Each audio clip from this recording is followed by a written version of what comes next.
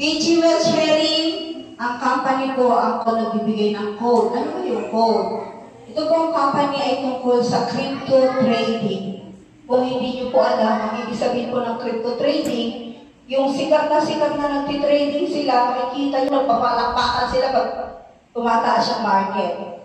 For example po, ang tawag naman dito ay currency trading, yung dollar mo, ipalit mo, ngayon mataas, bukas ang baba na.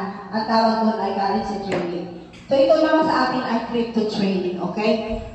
Ang ibang trading, nagtitrading lang sila sa market ay 5 times a week. Tayo ay 7 days a week. Ang ganda, no?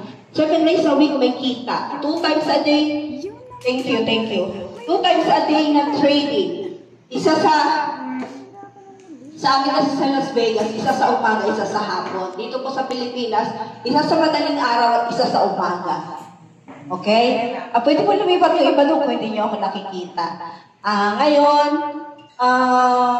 BG Wealth Sharing, nagbibigay ng code para sa ating trading. Ayan, madali lang yung goal ng company. Napakabait ng boss natin. Sabi niya daw, ma-break lang yung kahirapan. Marami talaga, kahit sa Amerika, maraming mahirap. Hindi nyo lang alam. Maraming mahirap. Kala nyo dolyar. Okay. Ano ba ibig sabihin ng BG? Ang ibig sabihin ko ng BG ay being growth. Parang maging, ilagay mo yung sarili mo, mag-grow. In financial. Huwag yung mag-grow yung buhok, okay? Hayaan nyo na yan. Wala pera dyan. Mag-grow yung pera natin. Okay? Ito pong BG Wealth yung company. Ito naman po, ano kaya ito? May idea po ba kayo dito, ganyan-ganyan? Yan yung market na tinatawag. Itong stocks na to, ito ang ginagamit natin para mag-trading. Pag-trading ka dyan, naka-live yan.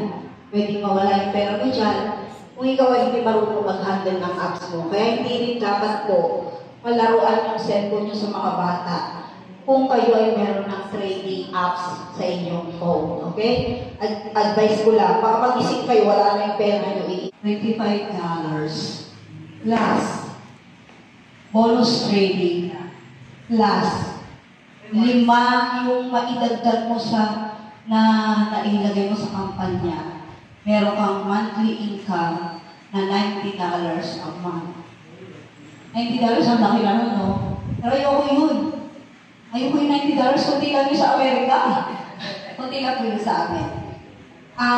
Ako po, bilang